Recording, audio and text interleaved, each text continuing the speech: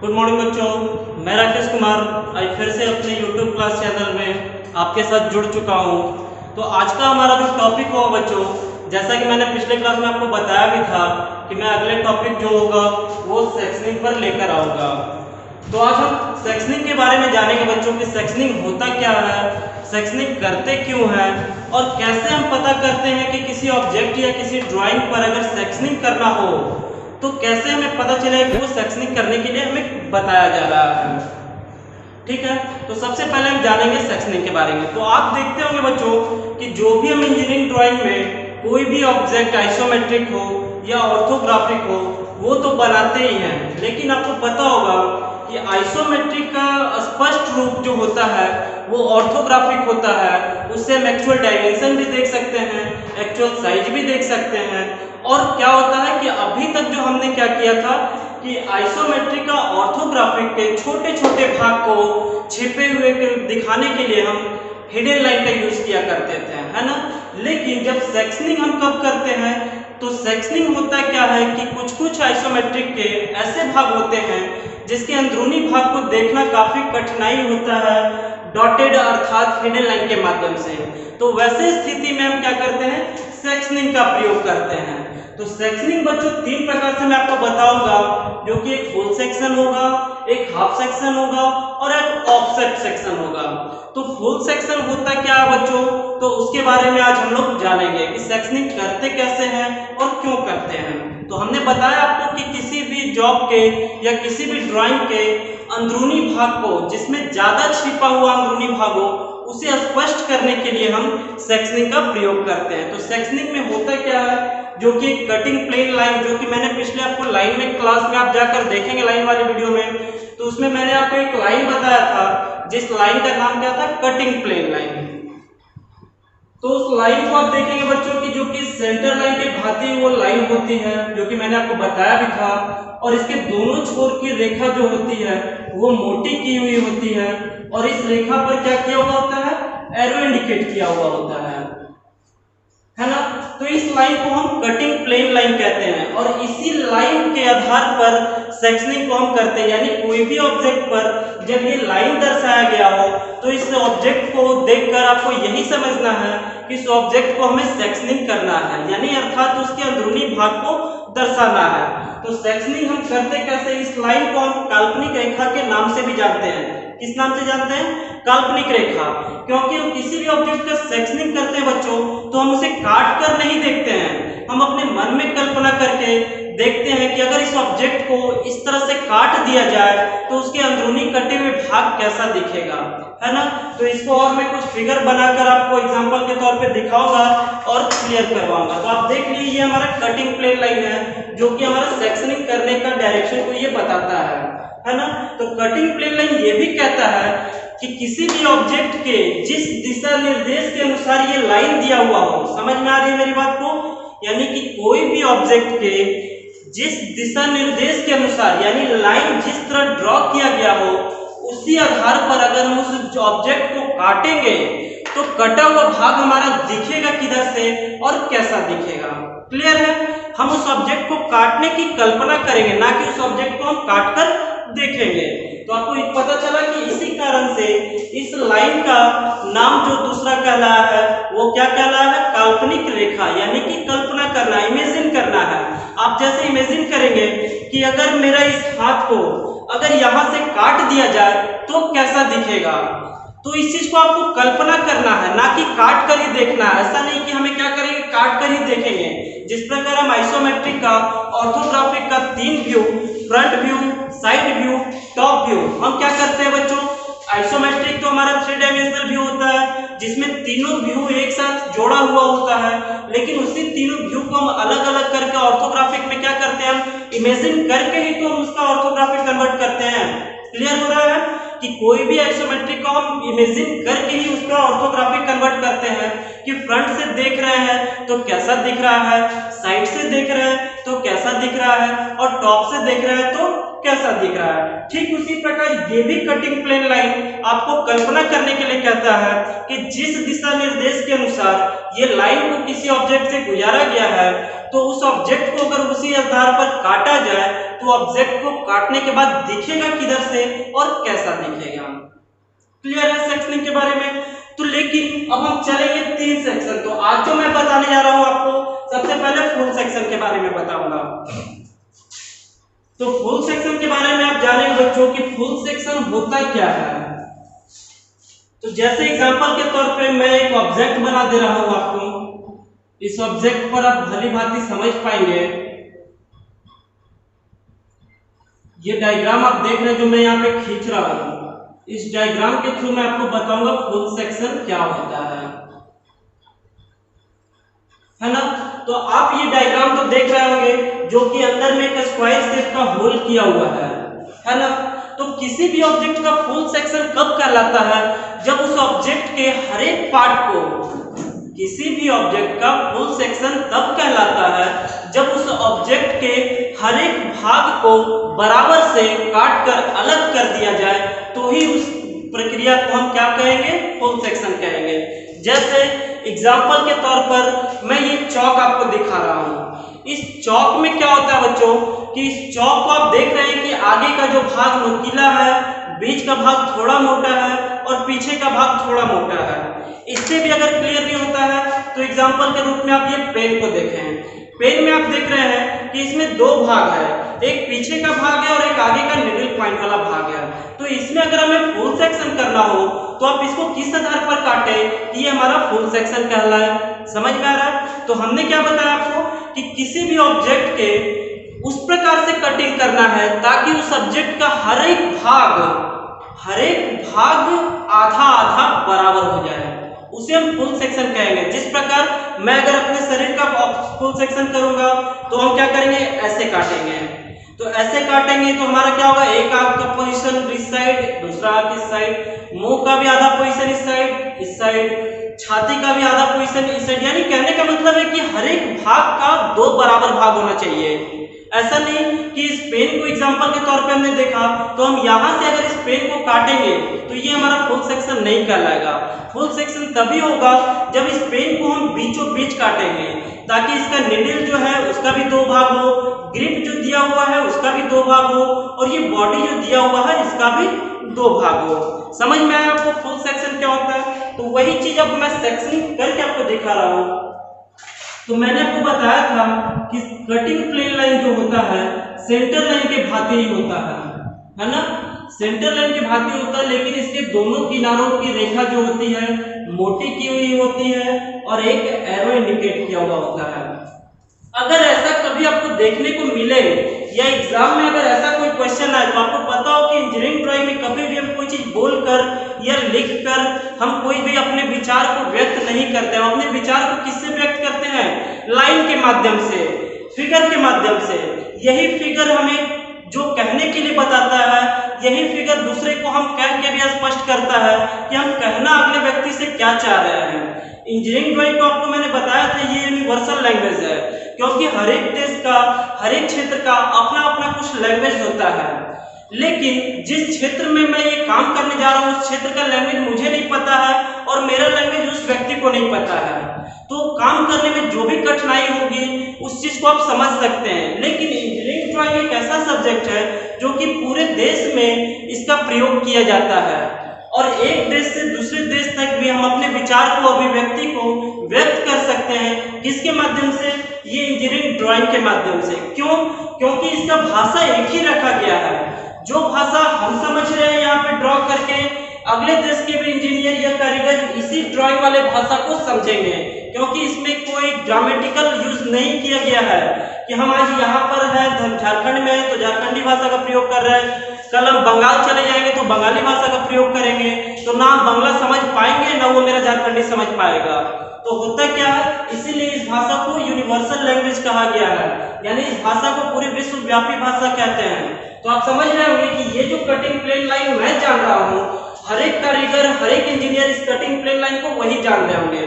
तो आपको कहने का मतलब है कि इस ड्राइंग को ही देख के समझना है और ड्राइंग को ही देख के आपको काम करना है कि इस ड्राइंग में जो रेखा प्रयोग किया गया है उसका काम क्या है, वो करने के लिए क्या कह रहा है और हमें करना क्या है। समझ में आ रहा है। तो आप देख रहे हैं कि कटिंग प्लेन लाइन जो मैंने आपको बताया जिसके आधार पर सेक्शनिंग करना हो, अगर कहता है कि ये लाइन कि इस लाइन के दिशा निर्देश के अनुसार, आप देख रहे हैं ना ये लाइन ऐसे गुजारा गया है, इस लाइन के दिशा निर्देश के अनुसार अगर इस ऑब्जेक्ट को काट दिया जाए तो काटने के बाद इसका अंदरूनी भाग दिखेगा कैसे और किधर से दिखेगा, समझ में आ रहा है? तो इसका मैं आपको एक डायग्राम पूरा करके दिखाऊंगा और इसे काट कर भी मैं बताऊंगा कि ये कटने के बाद दिखता कैसा है।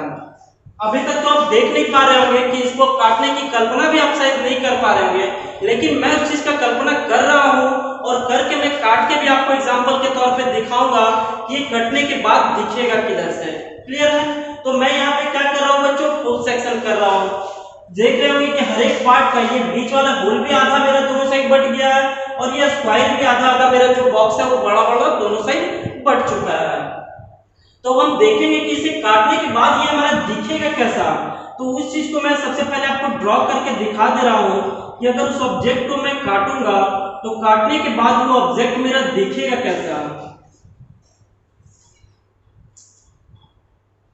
तो आपको काटना नहीं है, आपको काटने के लिए सिर्फ कल्पना करना है, इमेजिन करना है कि अगर उस ऑब्जेक्ट को अगर हम काटेंगे तो काटने से वो ऑब्जेक्ट हमारा दिखेगा कैसा, वही चीज सिर्फ आपको दिखाना है। क्लियर है? तो आप देख रहे होंगे बच्चों कि जिस लाइन के दिशा निर्देश के अनुसार मैंने ये ऑब्जेक्ट दिखाया आपको, इस ऑब्जेक्ट को अगर हेक्सा ब्लेड से, अगर मेरा ये मेटल का जॉब है या कोई भी चीज हो, तो इसे हम ब्लेड के अनुसार से अगर इस ऑब्जेक्ट को अगर हम काटेंगे तो कटने के बाद हमारा दिखेगा कैसा, इस साइड। एक चीज और आप समझिए कि आपकी तरफ से जो भी भाग सामने का हो वही भाग हटेगा। क्लियर है? मैं कहना यही चाह रहा हूं कि आइसोमेट्रिक में हमारा 3 भाग दिखता है, एक फ्रंट व्यू, एक साइड व्यू और एक टॉप व्यू।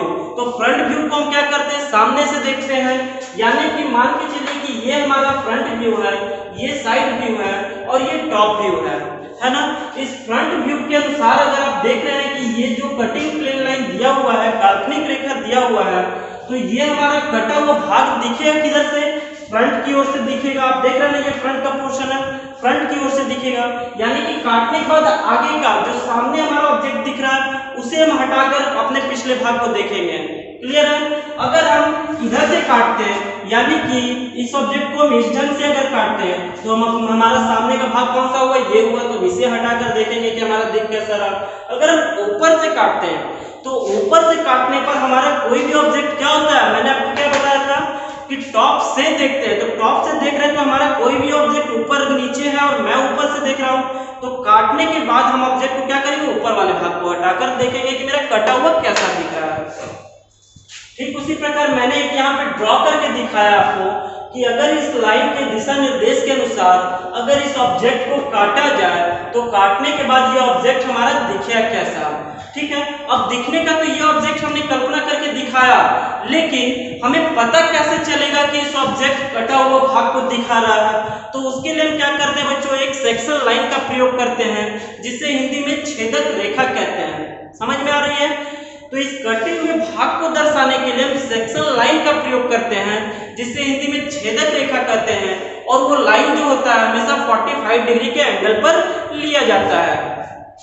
45 डिग्री, जिस प्रकार ये बेस है बच्चों, तो ये बेस से हमारा ये क्या होता है, ये लाइन हमेशा 45 डिग्री के एंगल पर लिया जाता है। और तो ये सारे लाइन का गैप एक दूसरे से बराबर होता है और ये बिल्कुल पतली रेखा से, अर्थात पेंसिल के नीडल एकदम बिल्कुल बारीक होनी चाहिए, उसके माध्यम से ये खींचा जाता है।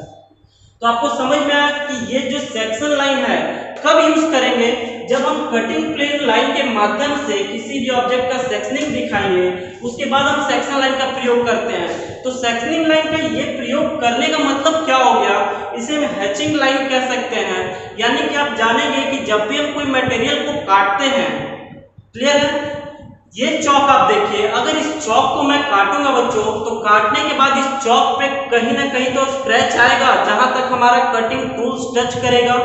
समझ में आ रहा है? आप इमेजिन कर रहे हैं इस चीज को, तो आपको तो पता होगा कि जहां पर भी हमारा कटिंग टूल्स टच करेगा वहां पर हमारा उस जॉब को स्क्रैच प्रदान होगा ना।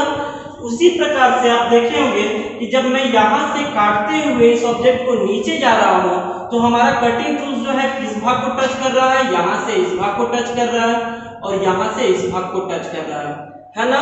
नीचे बीच वाले इस भाग को तो नहीं टच कर पा रहा, क्योंकि हम कभी भी हवा में तीर चलाकर किसी का शिकार नहीं कर सकते हैं, हवा में तलवार चलाकर हम किसी को गला नहीं काट सकते हैं। किसी का अगर हमें कोई चीज काटना हो, कोई टूल्स काटना हो, तो उस ऑब्जेक्ट पे जब तक मेरा कटिंग टूल्स टच ना हो तब तक उस ऑब्जेक्ट पर एक स्क्रैच तक नहीं ला सकते। मैं कहना क्या चाह रहा हूँ, आप यही समझ रहे हैं कि उसी कटे हुए भाग को जहां पर मैं इसे काटते हुए जो मैंने इस काट का दो भाग किया है, तो किस किस भाग में हमारा वो कटिंग टूल्स के माध्यम से स्क्रैच पड़ा है, उसी स्क्रैच को दिखाने के लिए सेक्शन लाइन का यूज किया जाता है, जो कि 45 डिग्री में ये रेखा खींची होती है।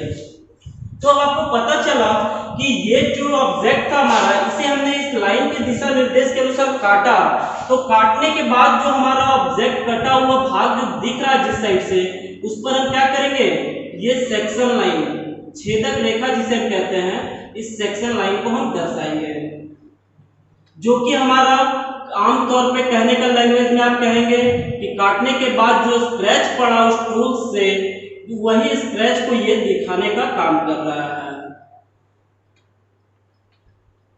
तो आप देख रहे होंगे बच्चों, अब आपको देख के समझ में आ रहा होगा कि इस ऑब्जेक्ट को इस लाइन के माध्यम से अगर हमने कल्पना किया, काट कर दिखाया, तो कटने के बाद ये दिख कैसा रहा है और किधर साइड से इसका कटा हुआ भाग दिख रहा है। हमने क्या क्या कल्पना किया, हमने आपको एक एग्जांपल के तौर पर यहाँ पर काट के कटा हुआ भाग ही दिखाया है, ताकि आपको क्लियर रूप से समझ में आ जाए। ठीक है, तो जब हम इसका ऑर्थोग्राफिक कन्वर्ट करेंगे, ठीक, आप देख रहे हैं कि ये जो कटिंग प्लेन लाइन दिया हुआ है और इसका फ्रंट भी दिया हुआ है, साइड भी दिया हुआ है और टॉप भी दिया हुआ है। तो इस सेक्शनिंग के माध्यम से जब हम इसका ऑर्थोग्राफिक कन्वर्ट करेंगे, तो ऑर्थोग्राफिक कन्वर्ट करेंगे तो किस रूप से करेंगे, क्या हम इसका पूरे भाग को कटा हुआ दिखाएंगे या फिर जहां तक हमारा भाग जिधर से कट रहा है दिख रहा है उधर ही दिखाएंगे, समझ में आया। तो इस चीज के माध्यम से आप क्या कर सकते हैं बच्चों कि इसका अंदरूनी भाग को आप अच्छे से देख सकते हैं। और भी आपको पता होगा कि जब भी ऑर्थोग्राफिक में जो भाग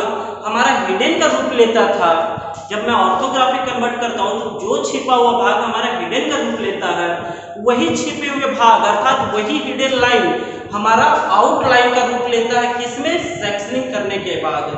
समझ में आया कहने का मतलब कि आप देख रहे थे कि मैं अगर इसका ऑर्थोग्राफिक बनाता सिंपल वे में, तो इसका ऑर्थोग्राफिक क्या बनता, सेम स्टेप में, और ये मेरा हिडन लाइन होता,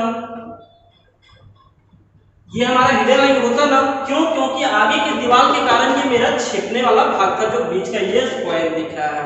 लेकिन जब मैंने कल्पना किया इस लाइन के अकॉर्डिंग टू इस लाइन को फॉलो करते हुए, तो हमने देखा कि हमारा जो आगे का भाग कट कर हट गया है, तो कभी भी हमारा दिखने वाला भाग हिडन के रूप में नहीं होता है। तो जब आपने कल्पना किया कि इसे काटने के बाद हमारा ये दिख रहा है, तो क्या ये लाइन हमारा हिडन बनेगा, ये लाइन हमारा हिडन बनेगा, नहीं बनेगा, क्यों, क्योंकि अब वो स्पष्ट रूप से हमें दिखाई दे रहा है। ठीक इसी कार्य विधि को हम सेक्शनिंग कहते हैं। क्लियर हुआ कि हम सेक्शनिंग किसे कहते हैं, तो किसी भी ऑब्जेक्ट को स्पष्ट देखने के लिए काल्पनिक रेखा के आधार पर या कटिंग प्लेन लाइन के आधार पर उस वस्तु को काट कर देखना ही सेक्शनिंग कहलाता है। क्लियर है, तो आपने देखा यहाँ पर कि मैं इस ऑब्जेक्ट को कल्पना भी किया और कल्पना करके काट कर दिखाया, तो अब आपको भी समझ में आया होगा कि हमने किस आधार पर कल्पना किया। इस ऑब्जेक्ट को यहाँ से काटते हुए नीचे गया, नीचे जाने के बाद जो हमारा ऑब्जेक्ट आगे का हटा, तो पिछला ऑब्जेक्ट दिखा कैसा, इस शेप में दिखा।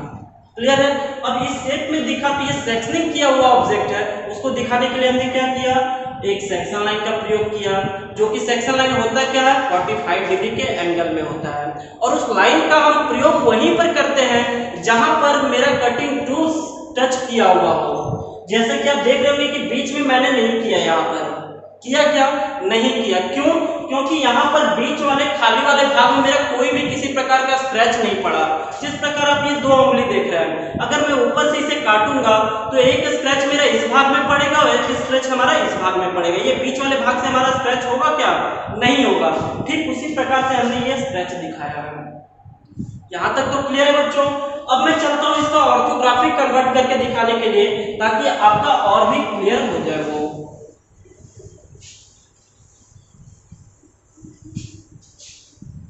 तो आज मैं बहुत ही डीपली आसानी से बता रहा हूँ ताकि आप ही के लैंग्वेज यूज करके बता रहा हूँ, आप ही का एग्जांपल एक प्रकार से लेके बता रहा हूँ बच्चों, ताकि आपको इस सेक्शनिंग का जो है वो अच्छी तरह से समझ में आ जाए, ताकि आप कहीं पर भी इस लाइन को देखें तो इस लाइन को देख के आप सेक्शनिंग भी आसानी पूर्वक कर सकते हैं।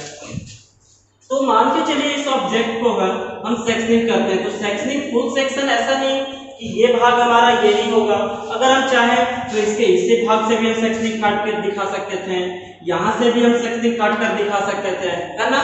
तो काटने का दिखाने का तो बात हम तीनों साइड से दिखा सकते हैं, या तो फ्रंट व्यू की तरफ से दिखा सकते हैं, या तो साइड व्यू की तरफ से दिखा सकते हैं, या तो टॉप व्यू की तरफ से दिखा सकते हैं। दिखाना तो ये लाइन तो हमारा किसी भी दिशा पर हो सकता है, या तो अभी जो हमारा गया वो किसके आधार पे हुआ, फ्रंट के आधार पे। अगर ये लाइन मेरा पड़ा हुआ होता तो साइड के आधार पे, अगर ये लाइन मेरा पड़ा हुआ होता तो टॉप के आधार पर। क्लियर है। तो हमने कल्पना किया और कल्पना करके इस लाइन के अनुसार इस ऑब्जेक्ट को काटा, और काट के इसका ऑर्थोग्राफिक में कुछ और चीज आपको क्लियर होगा जो कि मैं करके आपको दिखा रहा हूँ। तो आप देखेंगे कि मैं तीन ऑब्जेक्ट इसका जो तीनों व्यू मैं यहाँ पर बनाकर आपको दिखा रहा हूँ कि किसी भी सेक्शनिंग ब्लॉक का, सेक्शनिंग आइसोमेट्रिक का हम व्यू उसका कैसे बनाते हैं।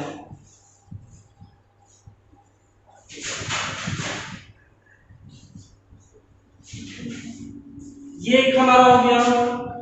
दूसरा एक चीज और मैं यहाँ पे आपको बता देना चाह रहा हूँ बच्चों कि किसी भी ऑब्जेक्ट का अगर आप सेक्शनिंग भी करेंगे ना तो उसका डायमेंशन में कभी कोई कमी नहीं होगा। कैसे कमी नहीं होगा वो चीज आप देखें। अगर मैं फ्रंट से इस ऑब्जेक्ट को देख रहा था तो इसका हाइट मान के चलो कि कितना दिख रहा था 50 mm, इसका विड्थ भी हमारा था क्या था 50 mm। अगर इस ऑब्जेक्ट को मैंने ऐसे करके काटा तो क्या हमारा डायमेंशन अब फ्रंट से दिखना कम हो जाएगा?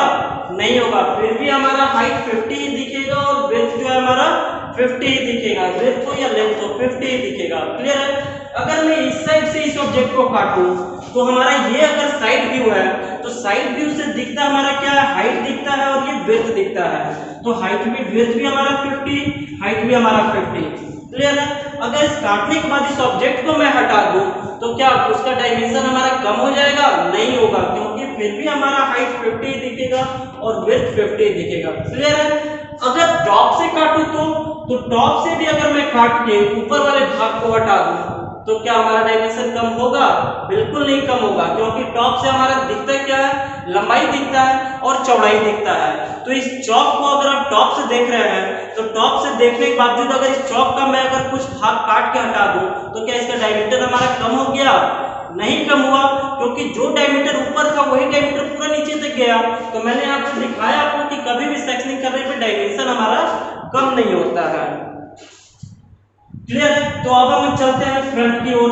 तो हमारा पहले जो लाइन था बच्चों वो लाइन क्या था, उस लाइन को मैं क्लियर कर दे रहा हूं पहले ताकि एक्स्ट्रा लाइन से आप कंफ्यूज ना हो। तो आप देख रहे थे कि सबसे पहले हमने ये कटिंग प्लेन लाइन आपको यहाँ पर दिखाया था। तो इस लाइन के आधार पर मैंने अगर इस जॉब को काटा तो हमारा कटा हुआ भाग किधर से रहा, फ्रंट से। जाहिर सी बात है कि ये हमारा फ्रंट का पोर्शन है, इसे मैं काटने के बाद हटा दूं तो कटा हुआ दीवार हमारा फ्रंट से ही दिखेगा। उससे अगर नहीं समझ पाते हैं तो आप एग्जांपल के रूप में समझें कि अगर मैं इस ऑब्जेक्ट पे इस तरह ब्लेड चलाऊं तो इस तरह ब्लेड चलाने के बाद ये भाग जो हमारा कटा, तो ये भाग हमारा कटा हुआ भाग आपको देखने के लिए किधर आना पड़ेगा? साइड आना पड़ेगा ना। फ्रंट से क्या आप इस कटे हुए भाग को देख पाएंगे? नहीं देख पाएंगे। तो इसी आधार पर आपको समझना है कि कटिंग प्लेन लाइन जो यूज किया गया है उसे काटने पर हमारा कटा हुआ भाग दिख किधर से रहा है। तो ठीक आप देख रहे होंगे इसमें कि ये ऑब्जेक्ट मैंने काटा, काट कर हटाया, तो ये जो हमारा भाग था ये फ्रंट का पोर्शन था, है ना। ये फ्रंट का पोर्शन था, ये आपका साइड का पोर्शन था और ये आपका टॉप का पोर्शन है। तो आप देख रहे हैं बच्चों कि इस लाइन को अगर इधर से काटा गया है तो हमारा फ्रंट के तरफ से ही तो ये दीवार दिखेगा, दोनों साइड की तरफ से दिखेगा क्या? नहीं दिखेगा। तो जब हम पता किए कि फ्रंट की तरफ से हमारा कटा हुआ भाग दिखेगा तो हमारा डायमेंशन जो भी होगा उस डायमेंशन के आधार पर हम इसे कंप्लीट लाइन दिखाएंगे। क्यों? क्योंकि फ्रंट की ओर से हमारा कटा हुआ भाग दिखा, और कटा हुआ फ्रंट की ओर से भाग दिखा मतलब कि स्क्रैच जो है हमारा किसी भी मटेरियल पर जब काटे हैं हम, उस पर जॉब कर काट कर दिखाए हैं, तो काटने के बाद जो स्क्रैच होगा वो स्क्रैच भी हमारा किधर दिखेगा, फ्रंट की ओर ही दिखेगा, जो कि 45 डिग्री के एंगल पे होगा। ठीक है, और ये आप ध्यान रखेंगे कि ये जो स्क्रैच है हमेशा एक दूसरे के बराबर होना चाहिए, है ना, 45 डिग्री के एंगल पर, जिसे हम सेक्शन लाइन कहते हैं और हिंदी में क्या कहते हैं, छेदक रेखा। तो आपने देखा कि फ्रंट की ओर से हमारा कटा हुआ भाग दिखा, तो फ्रंट की ओर से हमने दिखाया। साइड हमारा क्या होगा, तो साइड हमारा बिल्कुल जिस प्रकार से हम हर एक ऑर्थोग्राफिक को बनाते हैं उसी ऑर्थोग्राफिक के आधार पर हम इसे दिखाएंगे।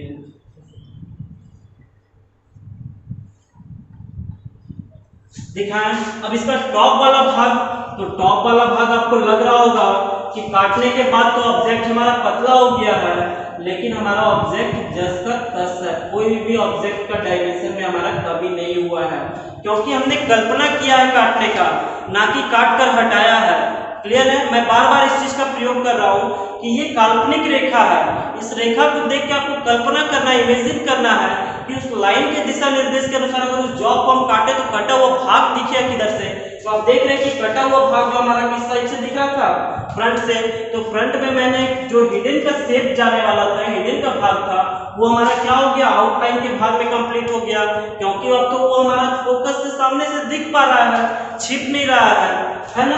तो जो हमारा भाग दिख पाता है उसे हमने कंप्लीट लाइन देते हैं। और क्या किया हमने, स्क्रैच दिखाया, वो जो सेक्शन लाइन जिसे कहते हैं, जो कि 45 क्षैतिज तल से 45 डिग्री के एंगल पर वो रेखा खींची जाती है। तो जिस जिस भाग में हमारा स्क्रैच पड़ा वो भाग में हमने स्क्रैच दिखाया। साइड की ओर से हमने देखा, तो साइड की ओर से हम देख रहे हैं तो ये पॉइंट और ये पॉइंट का हमारा हिडन बिल्कुल जस का तस रहेगा, जैसे हम नॉर्मली ऑर्थोग्राफिक में बनाते हैं। अब रही बात टॉप का, तो टॉप का भी भाग हम जो दिखता है हमारा पूरे ऑब्जेक्ट में वही चीज हम दिखाते हैं। टॉप का भी जो हमारा डायमेंशन होगा वही चीज दिखाएंगे, लेकिन इसमें हम क्या करेंगे कि हम कटिंग प्लेन लाइन को दिखाएंगे कि हमने कटिंग प्लेन लाइन, ये जो हमारा दिया हुआ था उस कटिंग प्लेन लाइन को आपको टॉप में दिखाना होगा। अब आप समझ में आया कि ये कटिंग प्लेन लाइन के हिसाब से अगर काटा गया तो कटा हुआ भाग हमारा फ्रंट में दिखा, कैसा दिखा, वो कैसे पता चला कि ये कटा हुआ भाग है, तो सेक्शन लाइन के माध्यम से। सेक्शन लाइन होता क्या, तो 45 डिग्री पे पड़ता है, और कहां से कहां तक दिया जाता है, तो जहां से जहां तक मेरा ऑब्जेक्ट किसी टूल्स के माध्यम से या जो भी कटिंग चीज के माध्यम से काट कर टच किया हुआ हो, स्क्रैच पड़ा हुआ हो, उसी स्क्रैच को दिखाते हैं इस लाइन के माध्यम से। क्लियर है। बाकी इधर का भी डायमेंशन आप देख रहे हैं बच्चों, ये हमारा 50 था, तो ये भी हमारा 50 था, और ये भी जो चौड़ाई था हमारा क्या था, 50 था। यानी कहने का मतलब कि हमारा ऑब्जेक्ट जो था कंप्लीट ऑब्जेक्ट ही है, हमने उसे काटा नहीं है, सिर्फ काटने के लिए कल्पना किया है, और उस कल्पना के आधार पर मैंने इस कटिंग भाग को दर्शाया है। तो इस भाग से, कटे हुए भाग से आप स्पष्ट किसी जॉब के अंदरूनी भाग को आप देख सकते हैं, और इसी क्रियाविधि को हम क्या कहते हैं बच्चों, सेक्शनिंग कहते हैं। तो आज मैंने आपको फुल सेक्शन के बारे में बताया। नेक्स्ट क्लास जो होगा बच्चों हमारा वो हाफ सेक्शन होगा, और उसके बाद में ऑफसेट सेक्शन बताऊंगा। 3 सेक्शन जो कि आपको जनरली जानना है, और एग्जाम में बहुत सारे क्वेश्चन इससे आते भी हैं। तो जब तक आप इस चीज को जानेंगे नहीं, समझेंगे नहीं, एग्जाम में इस चीज को आप क्वेश्चन को आप सॉल्व नहीं कर पाएंगे। तो आप बहुत ही अच्छे से बारीकी से इस वीडियो को देखें बच्चों।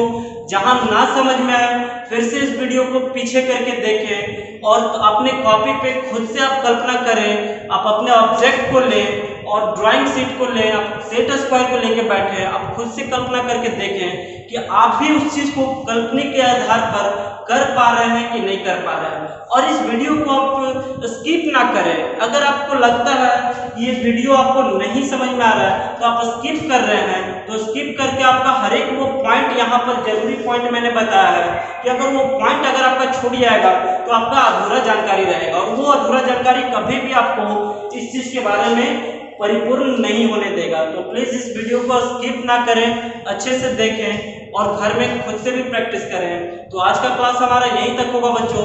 नेक्स्ट क्लास में मिलूंगा नेक्स्ट टॉपिक के साथ। धन्यवाद।